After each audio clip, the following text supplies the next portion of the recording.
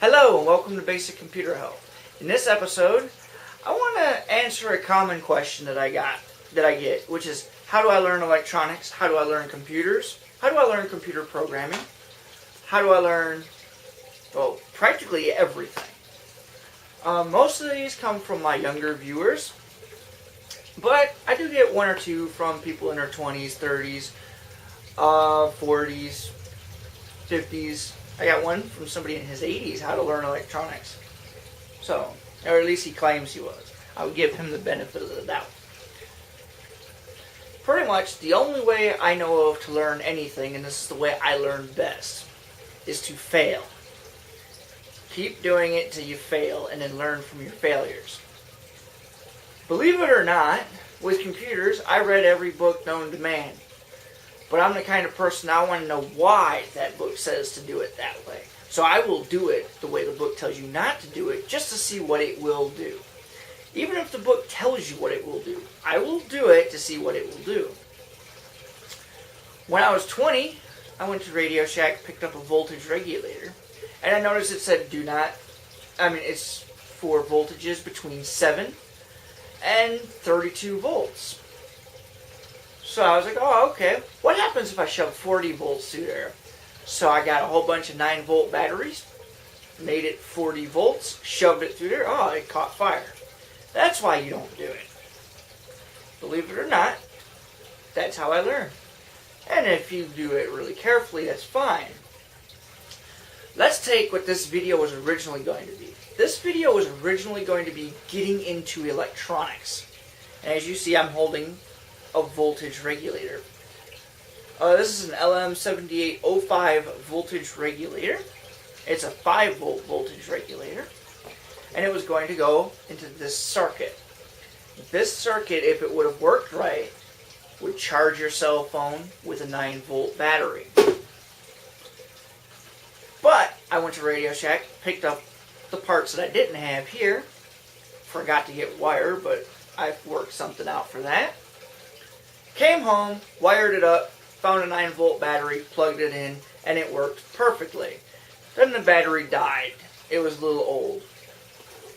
So, I dug out my voltage regulator, my actual power supply unit.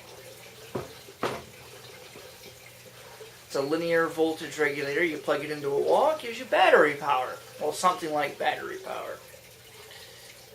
So I was like, okay, that's cool. I forgot wire.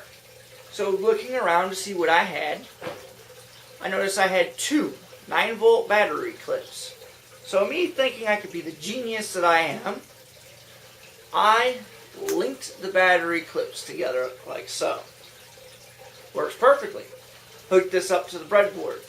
Black is negative, red is positive. And then, when I got to hooking up to my regulator, I went black is negative, red is positive, because, that makes perfect sense. Except for forgetting that since I hooked them up this way, it flipped them. It actually would flip the colors in the middle.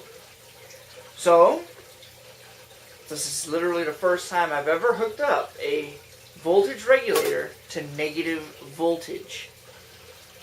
Even though everything says not to, I had never experimented with that. I burned that regulator out quickly. It got extremely hot. Like I couldn't touch it. I needed to get a pair of pliers to take it out of my breadboard. That was starting to melt. That's how hot it got. After it cooled off, I put it back into the circuit, hooked everything up right, and then noticed that my voltage regulator was no longer regulating voltage. You put 7 volts in, you got 5 volts out. Okay, that's what it should be. But you put 10 volts in, you got 8 volts out. Put 12, you got 10. 8, you got 6.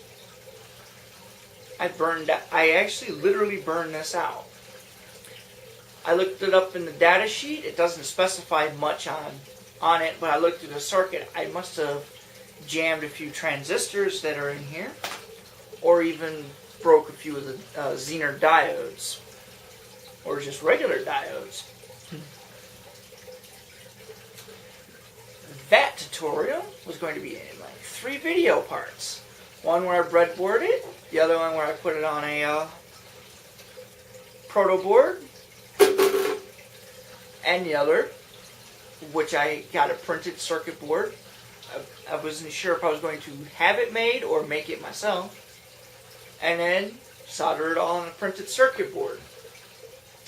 I was planning on also doing this as a kit. I still am planning to do this as making a little kit. But, hey, right now, I gotta wait till more parts come in. Also, for people to know, that's why you should breadboard first.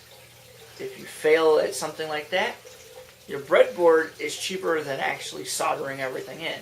I can't say cheaper. It's easier than soldering everything in. I burned out that voltage regulator. Well, now I just gotta wait for a new one to come in. I actually ordered one online. It should be in a few days, maybe next week. So, I will keep you posted. Till then, have a nice day.